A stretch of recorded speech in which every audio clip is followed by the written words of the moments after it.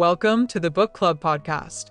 You're listening to the audiobook edition of Becoming Her, How to Stand Out in a World Full of Beautiful Women. by Kamiko Chamo. If this is your first time here, make sure you subscribe so you don't miss future chapters or upcoming book releases. This book is also available on Amazon in both paperback and Kindle formats if you'd like your own copy to read along or take notes. Now, let's begin today's chapter. Chapter 2. You are the prize. Reclaiming your self-worth. There is an undeniable strength that lives within every woman, a quiet, unshakable truth that whispers, "I am enough." Yet, as life unfolds, that voice becomes faint. It is buried beneath expectations, heartbreaks, and the constant noise of comparison. Society teaches women to seek validation, to measure their value through admiration, to earn love by becoming desirable. The result is a culture of women who look outward for proof of what they already possess. To reclaim self-worth is not an act of arrogance or defiance. It is an act of remembrance. It is remembering that value is inherent, not conditional, that worth is not assigned by circumstance, but discovered through awareness. The woman who knows her worth does not seek attention, she commands it. She does not chase love, she embodies it. She does not compete, she chooses. This chapter is not about ego, it is about energy. It is about learning to protect what is sacred, time, attention, and emotional space. To become the prize is to recognize that you are not waiting to be chosen. You are deciding who is worthy of access. What it means to truly see yourself as valuable. To see oneself as valuable is to awaken from one of the deepest illusions humanity has ever known, the illusion that worth must be earned. From the moment of birth, individuals enter systems designed to measure, compare, and grade their existence. Schools, workplaces, relationships, and social structures reinforce a singular narrative. Value must be proven. Success, appearance, acceptance, these become the currencies through which people attempt to buy their own reflection. But inherent worth cannot be purchased. It can only be remembered. The human spirit begins pure, unbothered by metrics, untouched by comparison. Children move with freedom because they have not yet been told what makes them enough. They express joy, sadness, creativity, and curiosity without shame. Yet, as they grow, conditioning begins to rewrite the truth of their being. Praise becomes a reward for compliance, and criticism a punishment for authenticity. Slowly, the internal compass that once pointed toward self-trust starts to orient itself toward external approval. The quiet voice that once said, "I am worthy because I exist," is replaced by a conditional whisper, "I will be worthy when." For women, this conditioning often takes a particular shape. Value becomes intertwined with desirability, with the ability to nurture or please. Culture rewards beauty, charm, and self-sacrifice more readily than depth, intellect, or boundary. As a result, countless women navigate life through performance rather than presence, constantly adjusting to meet invisible expectations. They become caretakers of perception, curators of image, and experts at invisibility when their truth feels too large for the room. Seeing oneself as valuable means undoing this conditioning at its root. It means separating the self from the stories imposed upon it. It is not self-esteem, which fluctuates, but self-awareness, which remains. Self-esteem asks, "Do I like myself?" Self-awareness knows I am myself, and that is enough. This shift in understanding moves a person from dependency to autonomy. No longer swayed by approval or rejection, one begins to move from truth rather than performance. The work of recognizing intrinsic value requires confrontation with the inner critic. This voice, born of past experiences and inherited beliefs, repeats the judgments absorbed over a lifetime. It compares, doubts, and questions one's adequacy in every sphere of life. But this voice is not the truth. It is the echo of conditioning. The task then, is not to silence it, but to disidentify from it. One must learn to see the critic as separate, to listen without submission, and to respond with discernment. Each time one chooses self-recognition over self-rejection, the neural pathways of self-worth strengthen. Value must also be embodied physically, not just intellectually. The body holds memory of shame, rejection, and suppression. Many people live in disconnection from their physical selves, carrying their worth in their minds while their bodies remain burdened by years of self-criticism. To see oneself as valuable is to reunite with the body as an ally. It is to walk, speak, and move as though every gesture communicates self-respect. The way one stands, breathes, and inhabits space becomes a declaration of worth. In psychological terms, intrinsic value creates coherence, the alignment between thought, feeling, and behavior. When a person truly perceives themselves as valuable, they cease to seek contradictory environments. They no longer chase those who cannot recognize their worth, nor accept situations that diminish it. Instead, their energy naturally attracts equilibrium. This is why true confidence often appears serene. It no longer strives to be seen. It simply exists as proof of its own awareness. There is also a spiritual dimension to self-recognition. Across philosophies, one recurring truth appears, that the self is already whole. The mystics of every culture have spoken the same message in different languages, that divinity is not something to be found, but something to be remembered. When individuals internalize this understanding, they stop outsourcing value to transient things. The pursuit of validation ends, replaced by gratitude for being.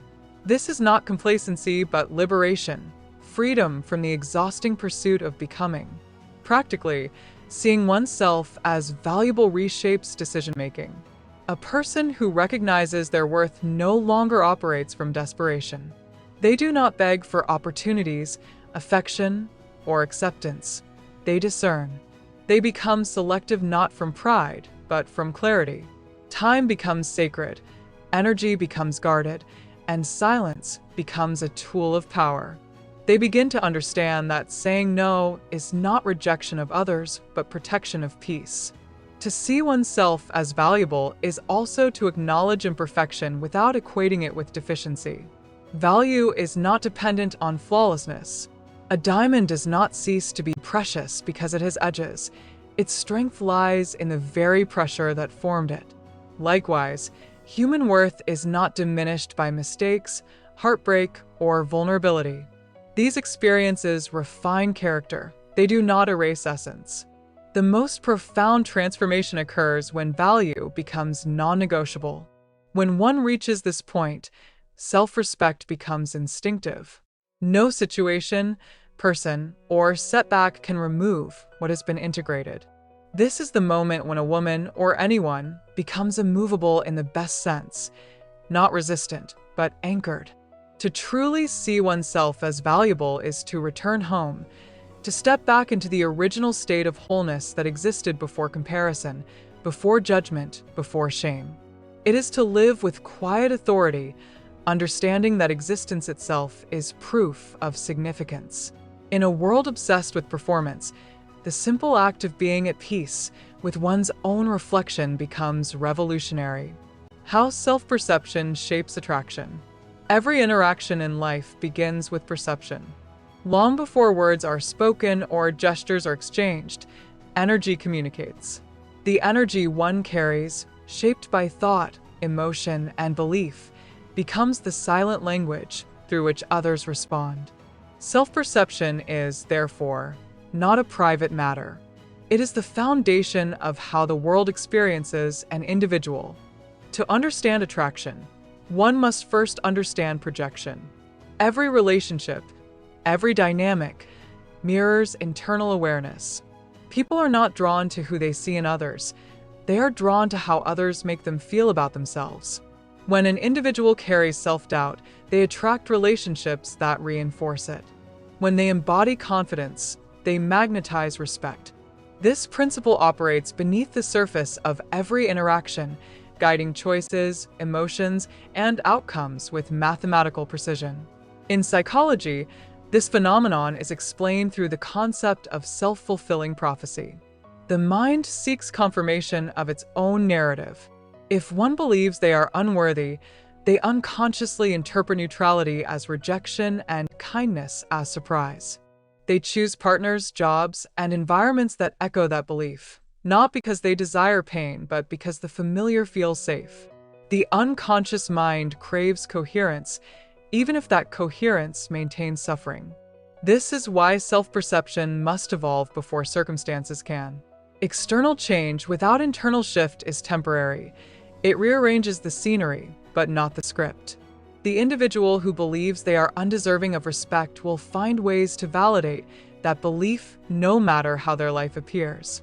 Conversely, when someone genuinely sees themselves as valuable, their energy begins to filter experience differently. They interpret setbacks as feedback, not condemnation. They view compliments as confirmation, not charity. Attraction, in this sense, becomes a reflection of internal harmony. People are instinctively drawn to those who radiate congruence, who think, feel, and act in alignment.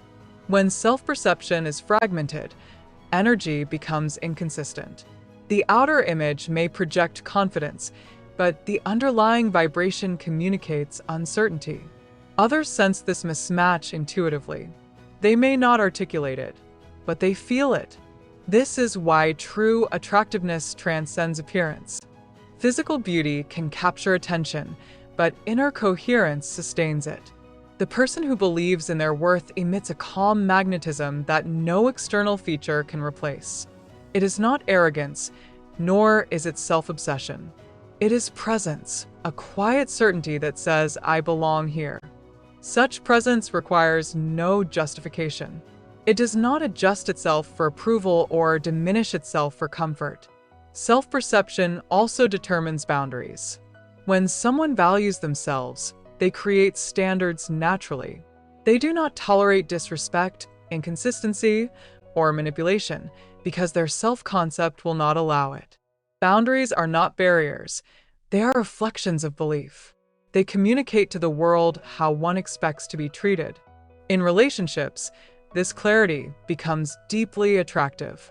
People trust those who are consistent in how they treat themselves.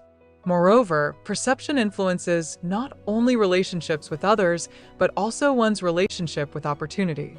A limited self-view constrains ambition. It says, "I'm not ready, I'm not qualified," or "it's not my time." These thoughts are not humility, they are hesitation disguised as reason. Those who perceive themselves as capable approach life differently. They take initiative, engage fully, and attract corresponding outcomes. The universe, or perhaps more practically, the collective human field, responds to conviction. Changing self-perception requires intention. It begins with awareness of internal dialogue, the constant narrative that shapes mood and behavior. Most people speak to themselves in ways they would never speak to another human being. They minimize achievements, amplify flaws, and measure progress against impossible standards. The task, then, is not to inflate ego, but to correct distortion. Self-perception should mirror truth, not trauma. A useful practice is observation without judgment. Notice the patterns of thought that arise in moments of vulnerability. The aim is not to suppress them, but to understand them. Ask, whose voice is this? Often, the internal critic echoes past authority figures, cultural expectations, or societal ideals. Once identified, these voices lose their power. They become relics of history rather than architects of identity. As perception evolves, attraction follows. People begin to respond differently not because they have changed, but because the energy has. There is a subtle shift from seeking approval to embodying assurance. Interactions become balanced, conversations more authentic, and relationships more reciprocal. Success ceases to feel like a pursuit and begins to feel like alignment. Ultimately, self-perception is not merely an internal belief, but a living frequency. It dictates posture, tone, and presence. It determines how one navigates challenge, receives affection, and interprets silence. To refine it is to refine the quality of every experience. When one begins to see themselves as complete, life reorganizes accordingly. The process of seeing oneself as worthy is not a transformation into something new, it is a return to something forgotten. When the inner image stabilizes, the external world reflects it faithfully. Attraction becomes effortless because authenticity requires no persuasion. It is the natural magnetism of a person who has learned to live in harmony with their own reflection. The subtle ways women give away their power. Power, when misunderstood, is often seen as something dramatic, a confrontation, an assertion, a visible act of rebellion. Yet in truth, power is surrendered not in grand gestures, but in the smallest, most ordinary moments. It slips away quietly when boundaries are ignored, when silence replaces truth, and when the desire to be accepted outweighs the need to be authentic. Women, in particular, are taught to trade their strength for approval. This conditioning is subtle, reinforced through culture, upbringing, and social expectation. It teaches that harmony is more important than honesty, that likability is more valuable than integrity, and that peace must be preserved even at the cost of personal well-being. This is how power begins to erode, not through force, but through repetition. A woman apologizes for things that require no apology. She downplays her achievements to appear humble. She tolerates dismissive behavior to maintain a relationship. She sacrifices rest to meet expectations that do not belong to her. Each compromise feels small, almost invisible, yet collectively, they hollow out her confidence. Over time, she forgets that her energy is not infinite, that every moment of appeasement drains the essence that once made her radiant. The roots of this pattern can often be traced back to early socialization. Girls are encouraged to be agreeable, compliant, and nurturing, all admirable traits, but when unbalanced, they become traps. They learn to equate worth with service, to mistake people-pleasing for kindness. Boys are often taught to lead, to assert, to claim space. Girls are taught to adjust, to yield, to make room. As adults, these lessons manifest as emotional labor, the invisible effort women expend to keep everyone else comfortable while neglecting their own needs. In psychological terms, this behavior aligns with what researchers call fawning, a trauma response rooted in the fear of rejection. Fawning occurs when individuals try to prevent conflict by appeasing others, believing that love and safety are contingent upon submission. For women, this becomes second nature. They learn to anticipate needs before they are voiced, to silence their own discomfort for the sake of keeping peace. But this kind of peace is counterfeit. It exists only so long as one's authenticity remains suppressed. The consequence of giving away power is not only emotional depletion, but also energetic imbalance. The feminine essence, intuitive, nurturing, creative, thrives in openness but requires boundaries to remain sustainable. Without them, empathy becomes exhaustion and generosity becomes self-erasure. Many women mistake this depletion for weakness, when in fact, it is evidence of misdirected strength. Their energy is not lost. It has simply been spent where it was not valued. To reclaim power, one must first recognize how it is being given away. It is given away every time approval is prioritized over truth. It is given away when potential is wasted in relationships that do not reciprocate growth. It is given away when silence replaces boundaries, when exhaustion is worn as a badge of honor, and when self-sacrifice is mistaken for love. Awareness transforms these habits into choices. Once recognized, they can no longer operate unconsciously. Reclaiming power does not require conflict or aggression. It requires the courage to disappoint the expectations of others in order to remain loyal to oneself. It means learning to say no with calm authority and without guilt. It means accepting that not everyone will understand or approve of one's evolution, and that their misunderstanding does not make it wrong. Power is not the absence of fear, but the ability to act despite it. On a deeper level, reclaiming power also involves emotional neutrality, the capacity to remain centered regardless of others' reactions. This neutrality should not be confused with indifference. It is the equilibrium that arises from self-trust. When a woman learns to regulate her emotions, to pause before reacting, and to respond from wisdom rather than impulse, she begins to lead her energy rather than leak it. Reclamation also demands an understanding of value exchange. In any interaction, professional, romantic, or social, energy is currency. Every time attention is given, energy is spent. When that energy flows towards something unreciprocal, depletion follows. The empowered woman spends her energy intentionally. She does not invest in arguments that reduce her peace, in environments that stifle her growth, or in relationships that require self-abandonment. She understands that disengagement is not defeat, it is discernment. Spiritually, reclaiming power is an act of alignment. It is the recognition that one's purpose cannot unfold under the weight of constant compliance. Power is not dominance, it is coherence, the seamless unity between belief and behavior. When inner conviction aligns with outward action, energy consolidates. This is why the most powerful presence is often the quietest one. Its strength lies not in volume, but in integrity. The woman who has reclaimed her power does not need to prove it. Her presence alone communicates it. She walks differently, not faster, but firmer. Her words carry weight because they are chosen carefully. She does not fear solitude because her validation no longer depends on the noise of others.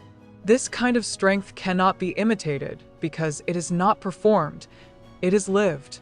The journey toward reclaiming power is not a single act, but a continuous practice. It requires self-observation, boundary reinforcement, and emotional maturity. Each time one chooses honesty over appeasement, clarity over confusion, solitude over dependency, power returns incrementally. Eventually, it becomes the natural state. The subtle ways in which women give away their power are not signs of weakness. They are remnants of a culture that conditioned them to survive through submission. The task now is not to resist that history, but to rewrite it. The moment a woman realizes that peace is not maintained by pleasing others, but by honoring herself, she stops giving away what was hers all along. Her energy becomes her signature, her presence her statement, and her boundaries the architecture of her freedom. Emotional boundaries and feminine dignity. The concept of dignity is inseparable from the idea of boundaries. Dignity is not an external reputation or an image to protect. It is an internal equilibrium. It is the ability to remain aligned with one's values in the presence of pressure, temptation, or emotional demand. Without boundaries, dignity collapses. It cannot survive in environments where self-respect is repeatedly compromised for the sake of keeping peace, maintaining appearances, or earning affection. Many people associate boundaries with defensiveness or detachment, but this is a misunderstanding. Boundaries are not walls, they are frameworks. They define where one's responsibility ends and another's begins. They are an act of order, not aggression. When a woman learns to set clear emotional boundaries, she is not withdrawing from love. She is protecting the conditions in which love can exist without corrosion. To understand boundaries, one must first understand self-concept. Individuals without a stable sense of identity struggle to define what is acceptable and what is not. They bend under external pressure, altering their preferences to avoid rejection or conflict. Over time, this adaptation becomes habitual, and the line between authenticity and accommodation disappears. The person begins to live reactively, not as who they are, but as who others want them to be. Emotional exhaustion follows, along with resentment, anxiety, and loss of self-trust. Feminine dignity emerges when this cycle ends. It is expressed not in defiance, but in stillness, the quiet confidence of someone who no longer negotiates her worth. Dignity does not beg, persuade, or justify. It stands. It is the posture of integrity, the refusal to participate in dynamics that require self-betrayal. A dignified woman does not need to declare her strength. It is visible in her restraint. Her silence is not submission but sovereignty. In practical terms, emotional boundaries begin with awareness of emotional labor. Women, especially, are conditioned to carry the emotional weight of others, to soothe discomfort, mediate tension, and absorb disappointment. This overextension creates imbalance in relationships. It reinforces the false idea that love must always cost peace. Boundaries correct this imbalance by redistributing responsibility. They ensure that care flows both ways, not in a single direction. Setting boundaries also requires emotional neutrality. This is the ability to communicate limits without hostility. Many people delay boundary setting because they associate it with confrontation. But a boundary is not a battle. It is a statement of truth. When expressed calmly, it does not push others away. It clarifies expectations. The discomfort that follows is not cruelty, but cleansing. It filters relationships, leaving only those who can honor mutual respect. Feminine dignity is also rooted in restraint, the ability to choose silence when words would distort meaning, to walk away when presence would invite disrespect, and to remain calm when provoked. In a world that equates visibility with power, restraint becomes a rare form of strength.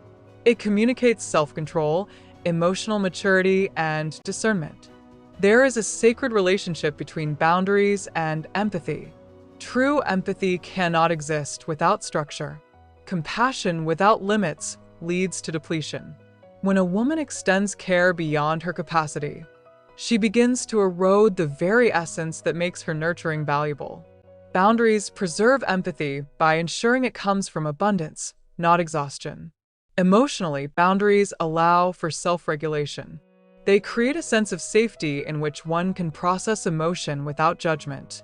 Psychologically, they reinforce identity by confirming the right to choose what is accepted and what is not. Spiritually, they represent faith. Faith that one's worth does not depend on compliance, and that love which demands self-abandonment is not love, but dependence. To live with feminine dignity is to master the art of selective engagement. It means refusing to participate in arguments that require character compromise.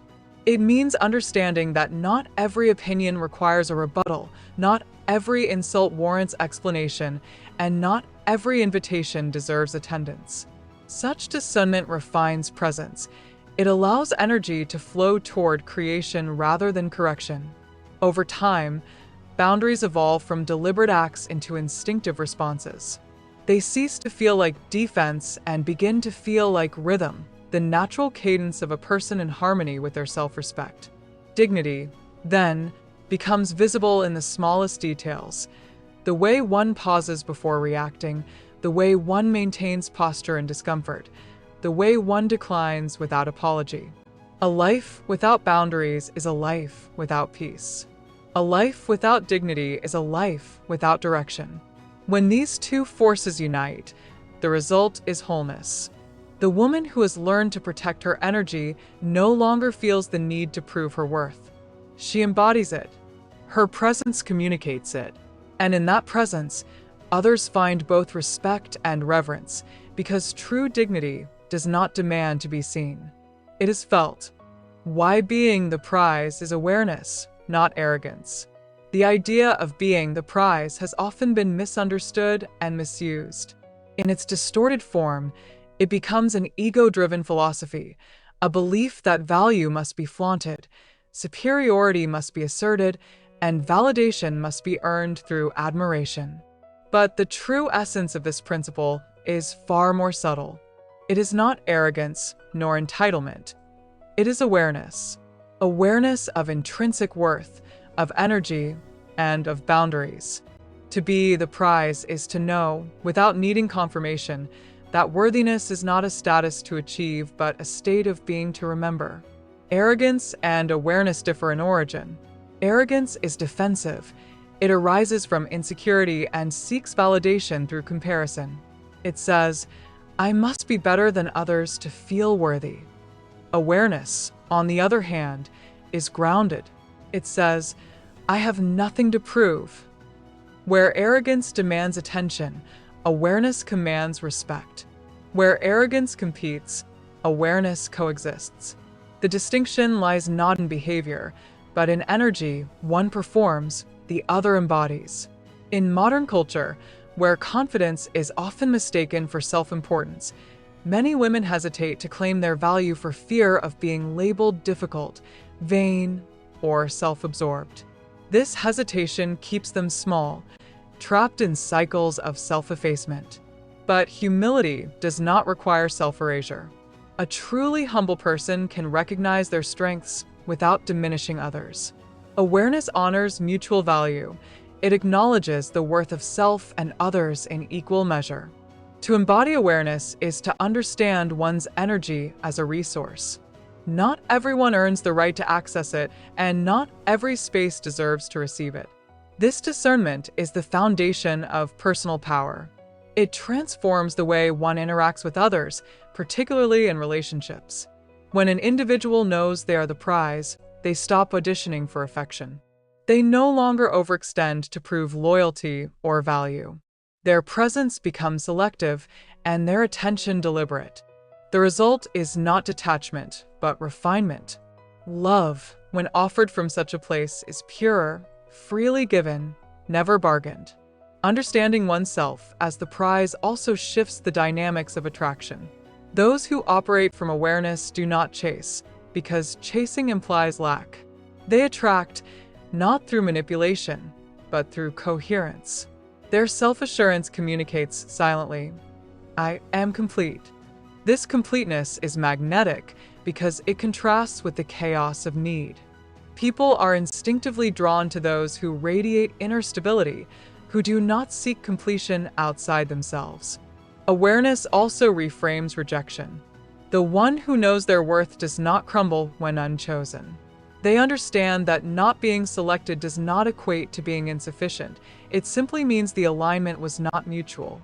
They release what does not resonate without resentment, confident that their value remains intact. Arrogance resents being overlooked. Awareness remains unshaken. The former is reactionary, the latter sovereign. The woman or man who truly sees themselves as the prize no longer defines their identity through scarcity. They no longer view life as a competition for attention or affection. Their relationships are built on respect and reciprocity, not dependency. They understand that peace is more valuable than validation, and authenticity more sustaining than admiration. This awareness extends beyond romance into all areas of life. Professionally, it means recognizing one's skill without waiting for permission to use it. Socially, it means surrounding oneself with those who appreciate depth, not those who require performance. Spiritually, it means remembering that one's existence is purposeful even without proof. To live from this awareness is to stand in quiet authority. It does not require loud declarations or constant self-affirmation. It is a steady internal rhythm. Others feel it instinctively. It is present in how one speaks, how one pauses before answering, how one walks away without bitterness. It is the serenity of someone who knows that nothing real can be taken from them. Being the prize is not about hierarchy. It is about harmony. It is the ability to exist without distortion, to give without depletion, and to love without losing oneself. It is the freedom that arises when self-worth no longer fluctuates with circumstances. Arrogance seeks elevation. Awareness seeks equilibrium. Those who live with this awareness understand that confidence is not noise, it is stillness. True self-assurance does not need to prove superiority, for it already knows the truth. Value is constant, and those who recognize their own need not compete for acknowledgement. To be the prize is to live as though peace is the ultimate luxury and self-respect the ultimate possession. It is to walk through the world without seeking permission to exist fully, and to know that fulfillment does not arrive through validation, but through the unwavering awareness of one's inherent worth. Daily rituals for self-worth embodiment. Self-worth, when understood only as an abstract belief, remains fragile. It becomes lasting only when translated into behavior, when every gesture, decision, and routine silently reaffirms personal value. Daily ritual is the mechanism through which belief becomes embodiment. It is less about repetition than intention, the deliberate cultivation of a rhythm that reminds the mind and body of their inherent significance. Morning marks the first opportunity to restore inner alignment. Before contact with digital noise or external demands, a moment of stillness reclaims ownership of attention. Reflection or journaling serves not as performance but calibration, an act of orienting thought toward gratitude and sufficiency. This pause conditions the nervous system to begin the day from presence rather than pursuit. Over time, the body learns to associate calm initiation with worthiness itself. Physical care becomes another form of affirmation. The way one dresses, eats, and rests communicates silently to the subconscious what one believes they deserve. Clothing chosen with respect rather than insecurity alters posture and bearing. Nutritious food taken without guilt reinforces abundance over deprivation. Rest, too, becomes radical. It asserts that productivity is not the measure of existence. Through these seemingly ordinary acts, the body is re-educated to recognize itself as worthy of care. Speech and language form the next layer of practice. Every spoken word reinforces or erodes self-concept. To replace habitual self-deprecation with neutrality, then eventually with affirmation, is psychological hygiene. The tone in which one speaks of oneself sets the emotional climate of an entire day. Precision of language refines thought. Refined thought refines presence. A person who speaks with respect about their own life invites others to mirror that respect. Boundaries, maintained consistently, transform from acts of defense into daily disciplines of preservation. Declining unnecessary engagements, pausing before emotional reaction, and responding rather than absorbing all serve as micro-rituals of autonomy. Each instance teaches the subconscious that peace is a non-negotiable state, not a reward to be earned through compliance. In this way, boundaries cease to feel restrictive and instead become the architecture of inner freedom. Evening provides the mirror of morning, a space to witness the day without judgment. Writing down moments of integrity, times one acted in alignment with truth, however small, converts awareness into memory. Acknowledging progress trains the mind to notice evidence of growth rather than deficiency. Gratitude directed inward closes the day with restoration rather than depletion. Sleep that follows such reflection carries calm rather than residue. Over time, these rituals reprogram identity. The mind begins to expect respect, the body anticipates care, and the spirit recognizes stillness as its natural state. Self-worth ceases to be a thought requiring maintenance. It becomes a baseline of being. No external praise can inflate it, and no neglect can diminish it. Daily ritual is therefore not routine, it is remembrance. Through repetition, one teaches the self what culture has taught it to forget, that worth is not conditional, attention is sacred, and life itself is a ceremony of value enacted one deliberate act at a time. Thank you for listening to this chapter of Becoming Her. If you haven't subscribed to the Book Club podcast yet, go ahead and do that so you can stay updated on every new release. You can also find this book on Amazon in paperback and Kindle formats if you'd like a physical or digital copy. And if you found this episode helpful, share it with someone who might benefit from it as well. See you in the next chapter.